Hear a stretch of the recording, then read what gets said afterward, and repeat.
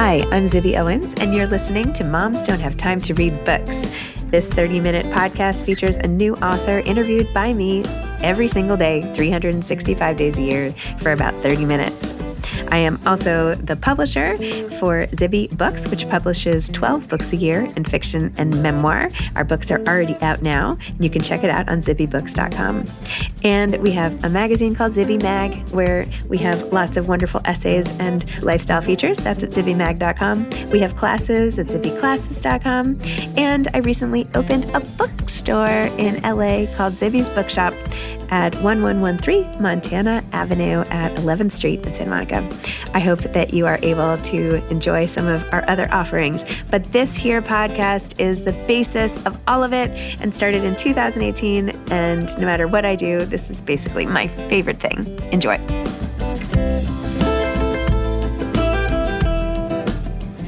Nita Prose is the author of The Mystery Guest, a Maid novel. Nita is also the author of The Maid, which has sold over 1 million copies worldwide and was published in over 40 countries. A #1 New York Times bestseller and a Good Morning America book club pick, The Maid won the Ned Kelly Award for International Crime Fiction and was an Edgar Awards finalist for Best Novel. Welcome, Nita. Thank you so much for coming on Moms Don't Have Time to Read Books to discuss The Mystery Guest, a Maid novel. Thank you so much, Zibby. I'm so excited to be here. Oh, yay. So exciting. So as we're talking, this will come out after the book has come out, but we are a week away from Pub Day. How are you doing? What should people know about the week before Pub Day from even such a huge author as yourself? How does it feel? So the really weird thing that you'll understand, Zibby, is that, there's this period of time when you're done the manuscript and you're waiting for your pub date where nothing's going on and it's just crickets. And you're thinking, oh my God, what have I done? I've wasted my time. This is going to be an absolute disaster. And then a couple of weeks before your pub date, it's like somebody turns on this magical light switch and, your inbox is filling up and there's all of these requests and people, want to talk to you. And then you're like, how do I do it all? And it's so exciting and it's so wonderful. And of course you want that feedback. For me, the second I'm done the book, it's not mine anymore. It belongs to the reader. I don't feel it's mine. And so I'm so excited to have that feedback and to hear people's thoughts, good or bad. We'll see. Yeah, the switch has turned on. Let's just say. Switch is turned on. Here we go. Okay, so Nita, tell us about The Mystery Guest and when you decided to continue on with some of the elements. Was this the plan from the beginning with The Maid? No, not at all. Okay, she's shaking her head. Okay, tell me the whole story, when this came to be, and then how you figured out the plot, and just tell me the whole thing. So no, I never planned this to be a series, not exactly. I knew there was more room in those characters to tell more about their lives, but truly I had so much going on trying to, write the debut that I didn't think too much past that. And once it was published, a lot of my readers were saying exactly the same thing. I want more Molly, more Molly, more Molly, more Molly. And I got that comment so often, as did my publishers, that eventually we got those phone calls like, would you write more Molly? Would you? Crazy. And I had to think about it because, with a character like that readers, some readers have come to love, I didn't want to do injustice to her. I didn't want to disappoint readers and give them less while trying to give them more. So I said at the time to my agent and my publishers, I'll try. And if I can figure out a storyline that I think, honors that character and that readers will enjoy, then I'll do it. But if I can't do it, if I can't figure it out, you will never see that manuscript come out of my desk. Ever, ever, ever. I won't do it. So, that took some puzzling and eventually I got it. And it was really strange how it happened. And I have a habit of doing this. I will have these moments that are like these touchstone moments when everything comes together and I have no control over it whatsoever, which is really, really frustrating. So the moment for this book happened in the UK and I was on tour for The Maid. And I went to a museum outside of Brighton in a little town called Lewes, and it was a castle museum.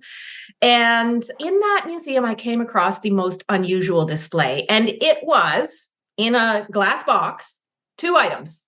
One was the mummified body of a rat, and beside that rat, a single silver spoon. And I thought, what the heck is this? And I read the label. And in fact, this was a commemoration of a servant girl who had once worked in the castle and was unceremoniously dismissed from her position after having been accused of stealing silver from her bosses. Well, she denied it. She said she never did such a thing, but she was frog marched out the door. And then many, many years later, when they were renovating the castle, the builders opened up the walls, and lo and behold, what did they find? The mummified body of a rat, and beside it, a single silver spoon. And that became the commemorative, a display for this poor maid. And for me, that was the spark, Zibby. It was like suddenly my imagination ignited. I started to think again about what it means to be an invisible worker, whether it's a maid or somebody else, and to toil away and to be so disregarded and to be always accused of something or accused in a way of not being good enough. And that became the ignition for the mystery guest. Wow. That's amazing. Do you have pictures of that? Did I miss them? Are they on social or something? I do. I haven't posted them on social yet, but I can happily send you something. Oh, good. Sure. I can't wait to see. That's so neat. Amazing how your brain can just start going, right? It's just one it's thing. Just this little nugget, and you have no control over it, which is the most frustrating thing. You just have to wait for it to come. It may come, it may never come. And such is the life of a writer. So then once you got the nugget, what happened with the writing process itself? Did you just like bang it out, blah, blah, blah, it was like flowing? Or did you then stop to say, okay, well, if this is this way, how should I do the rest of this? And then like, what was the process for the rest of it? Well, then for me, it's all about the questions. Once you have that nugget, it's like, okay, now this delivery is a moment and then 100,000 questions around it that I have to resolve through narrative. Mm-hmm. And for me, that's really the fertile ground of knowing and not knowing. I knew a couple of things. I knew that the past and the present in this story, Molly's childhood, would be the key to solving the mystery in the present tense. So Molly journeys back in time, and she goes back to this luxurious, if somewhat foreboding mansion where a famous writer happens to live. And he's reclusive, he's a bit odd. And she, as a 10-year-old, has to engage with this man. And she comes to understand the dynamics not only of her and her gran, but of a very important things that shaped their identity at a very early age, while Gran was working in a maid in this house. And that really comes to play in our understanding of the present tense mystery when a writer, guess who, drops dead, very dead, on the tea room floor at the Regency Grand. But of course, Molly has a history with this man. I mean, the way you tied it all together, I was like, genius. This is genius. I couldn't, anyway, it was chef's kiss. Thank you. Chef's kiss. It was great. Thank you. How did you start writing to begin with? Like, where did this come from in your own life? And did you always know you wanted to be a writer? I know you've been an amazing editor and all of that, but just like talk about your whole history. Yeah. So as you know, I do have a history as an editor. I'm still an editor to this day because I must be a masochist and I absolutely love that process. To me, it's like yin and yang. Writing and editing are really the same thing. It's engaging with narrative and trying to solve story problems. And I love it. I'm not really good at anything else. I can tell stories. I can help other people tell stories. And that's it. That's all I can do. And so everything I've ever done has to do with one of those two things. So that it really does feel like yin and yang to me. So in terms of writing, I've written for a long time, just in a different way. Some of my work with my writers, not always, involves ghostwriting or, very close collaboration with celebrities or politicians or people who may not have writing experience, but, have a memoir in them. And so my job is to become them in a way, to channel their voice, to really get a thorough understanding of who they are as people and what story they want to tell or have to tell that will move an audience. And through that ventriloquism, I think I honed my craft as a writer. And I think also I owe a huge debt of gratitude to all of the other novelists and other writers who I've worked with who've allowed me to help them with their stories, not as any ghost, but as an editor. And that has sharpened my understanding of the mechanics of story and how readers connect to characters, to worlds, and to plots. And I am so grateful to have that best, master's program in the world, which is really those one-on-one relationships with writers. It's amazing. Wait, so can you share some projects that you're really proud of, or any stories about the books you've edited? The books I've edited, oh my gosh, I'm proud of so many of my writers. It's actually hard to choose. So one who I'm very proud of recently is Liz Nugent, who wrote Strange Sally Diamond and has, a host of other brilliant novels, Unraveling Oliver, Lying in Wait. And she is the darkest of dark writers. And she has this ability to understand women's deepest nightmares, envision them on the page, and somehow, expel them from us as though they were poltergeists. And I think that kind of takes a bravery and an intuition that is unusual. And my work with her has been so wonderful. And she's one of these delicate, delicate writers who, hands in a draft that is near perfection. And so my job is really it's this little shift here, shift there, asking the right questions to just complete it, let her open her mind to complete the vision that she intends. And that is hugely gratifying. And then I would say on the nonfiction front, there was an author I worked with quite a few years ago now, who was the lead singer of a band in Canada that was, really important, Great Big Sea, and his name is Alan Doyle. And he's a Newfoundlander, and bless Newfoundlanders, they are the best kind, as they say there, meaning the best kind of people. And he came in saying he didn't know how to write, brilliant songwriter. And he would deliver, we would talk about the chapters and what we would want to see there. And he would deliver to me a haiku. It'd be 60 words. And I'm like, what am I supposed to, this is not a chapter. But of course, a songwriter is going to deliver songs. And then through this process of getting him to expand and understand the needs of what a chapter is within a memoir, he came to be able to write the book himself in such beautiful prose and doing such justice to the Newfoundland zeitgeist, which is its own peculiar and beautiful creature. And that is a book I'm so proud of because I didn't write it. I came in with a certain, set of parameters that I expected I was going to, fulfill.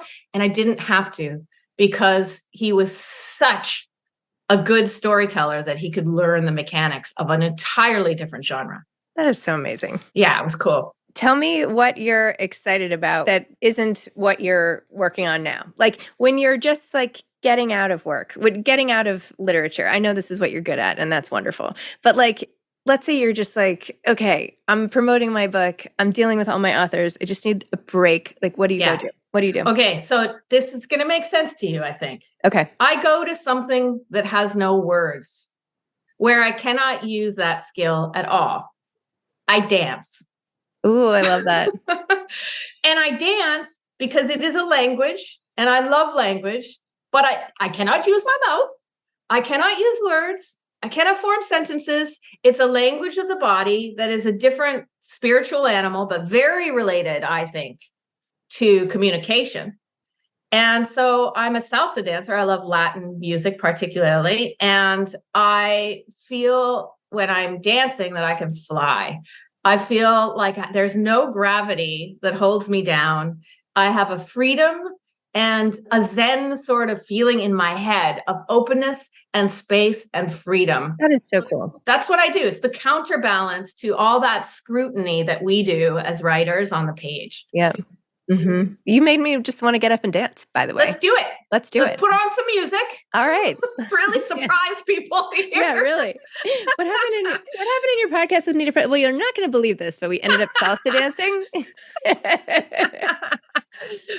Readers, you just never know what's going to happen with you. Never know. You just never know. Oh my gosh. So when you were a little kid, did you know this is what you were going to do with your life? I knew in that weird way that when you don't know. When you can't really do anything else, life sort of leads you there. I tried math. That was a disaster. Never do that again. Come on. I can barely add and subtract. So I think I did know. It was a matter of figuring out where that would land exactly. Journalism, law, writing, Mhm. but I always wrote and I loved to write. It's just I couldn't name. I never was one of those kids who could say, I'm going to be a writer one day. No, it wasn't that. I would have said, I like writing and I like words. So that discovery came later. And I'm not a youngin', right? I, finished my debut novel at the tender age of 49, 50, I think, whatever, something like that. So, I came to it later, but it has always been there. That's amazing. I know I have this novel coming out and I'm like, well, it took me till I was 47. And I look at all these 25-year-olds and I'm like, oh my gosh. I know. I have a deep envy. They put us through such cruelty when they're 23 years old and they write a brilliant novel. How did you do that? I did not have the wherewithal or the wisdom to be able to put anything on a page that anyone would want to read. So I'm always very impressed with young people who have that ability. Me too. I feel like I need to start my recruiting early because I do feel like you can tell by, I don't know, 4th grade maybe, who wants to be a writer who has that itch in them, Yes. It's early. I think that's true. Yeah. So if you see me scouting out, fourth graders, you'll know why. Would you like to write a book for me in like 15, 20 years? Okay, good. Here's my card. That's awesome. Oh my gosh. So when you're so busy writing and editing, do you ever read just something that's not, do you read for pleasure as well? Things that are not on the list of things you have to read? I do. These days, I must say, it's really a lot of manuscripts, and it's really only on holidays that I can, do that. Oh, I'm going to go to the airport store and I'm going to buy 3 novels. I don't know what they'll be. And this is going to be so delicious because I don't have to read them. I want to read them. And that is a rare privilege for an editor writer, because so often we have the deluge of manuscripts on the one hand and the deluge of early copies on the other. But I must say, I do love being an early reader. I don't know. How do you feel about that? I love getting a galleon and being one of the first readers. 100%. It's so exciting. Really exciting. I know I have all these stacks of books, by month, and then books I read. And then I have this little stack over here and it's like books I just want to read. They're not coming on my podcast. Maybe they're not even alive. Do you know what I mean? They're just I just want to read these ones, but I don't know when I'll ever get to them. But I have it aspirationally there. So yes, and that feels good to leave that space open for the possibility of picking up something. Yes. Yeah, that does not work. Did you do research into hotel life and all of that to get such a great sense of the vibe, the characters? Were there specific hotels you had in mind? Yeah. Okay. So the first part, did I do research? Yes. I guess I've done research for quite some time. So the first research that, again, I didn't think about it until I was asked that question along the way with the Maid. But many years ago, I did a book as an editor with a butler. And he was a butler to many, many famous people, Oprah, Jackie O, just an incredible roster of people. And he, taught me all about that world that is Downton Abbey-esque on the one hand, but some kind of modernized in another. It's one of the few places, a hotel, where we can still have that hierarchy and feel, quote unquote, comfortable with it. Where we're not so comfortable anymore in contemporary society with those very obvious stratified hierarchies. So that sort of somehow lodged in my brain, and I certainly came to use a lot of what I learned about hotels from him. So yeah, your second question about that, were there certain hotels in particular? My favorite thing is when readers decide what the hotel is. So very often I'll have readers come up to me and say, I know what hotel that is. That's the Baglioni in London. And I say, you're right. You're absolutely right. And then someone will say, oh yeah, that's the Waldorf Astoria in the US. I'm like, sure. Yes, it is. And I absolutely love it. It is one of the weirdest compliments to me, because my goal is to have the reader participate, to just draw in the faintest lines of what a luxury hotel might be like, a boutique hotel, and for them to complete that with their imaginations. And so I love it when they do that. But as for what hotels really inspired me, there were a few. There was, one in Toronto, one in the UK, and one in the US that sort of merged in my mind. But maybe the most important one is the King Edward Hotel in Toronto, because I work at Simon & Schuster now, but for years I worked at Penguin Random House. And down the street was the King Edward Hotel. So every day that I went to work, I crossed by that hotel with its red carpeted steps and its portly doorman who stands in his podium with his cap and his greatcoat and his crests. And I walked by him every day, 5 days a week. And he would tip his cap at me and I would, nod at him. I never met him. We never spoke. We never had a conversation, but somehow I felt like he was watching over me. And I saw him do things. I saw him, deal with drunk rock stars and be abused by very wealthy people and all kinds of horrors this man endured with so much grace and dignity that he gave to that hotel. And somehow this man who was a complete stranger felt almost like a grandfather to me. This man I didn't know. Mm-hmm. And in that weird way that things find their way into books that are truths and untruths at the very same time, Mr. Preston was born into both a Maid and the mystery guest via that ephemeral daily contact with a total stranger. Does he still work at the hotel? I haven't seen him in years. So I switched publishing houses and I didn't walk by there anymore. And I have not seen that man in a long time. I think he's been replaced by young'uns now. Oh, maybe you should march over some copies and try to track him down. Exactly. FYI, you're the inspiration for this massive best-selling book, Man Who Never Spoke to Me, just so you know. This is your claim to fame and you don't even know it. And then he, demands royalties and turns out to be maybe not the greatest guy. Next thing you know, he's like living in the penthouse suite at the hotel and all is well. And turning into Mr. Black. Yeah. Yeah, exactly. Oh my gosh. Will there be more Maid novels? An excellent question. And I think I can answer that the same way I did after The Maid. Only if I can give readers more instead of less. I know readers want more. And I have to figure that out. I have to find a new landscape and territory that will satisfy. And for me, that's always about a mix of genres. There's mystery on the front, but what's on the back? I love to Frankenstein two genres together. So I'm thinking about that. I am indeed thinking about that. And if there might be a dramatic third closure book, but we shall see. Only if I can figure it out, Zibby. I have utter faith in you that you will figure it out. And I'm looking forward to seeing what all the other colors in the set will be. I feel like you should just keep going. Why limit it to 3? Just keep it going. Agatha Christie. Come on. Yeah. Come on. Life is short. Keep going. Do you have any advice for aspiring authors? I do. And I find it's advice people don't want, but I'll give it anyway. Go for it. It's read. My biggest advice is read. Read voraciously and omnivorously. Read not only for your own pleasure and entertainment, but read to dissect how writing works. Read the scenes that moved you and that made you forget who you were and where you were when you read them. And try to understand how the writers did that, because there is so much magic in that ability and you can learn from it. You really can. Read voraciously and omnivorously.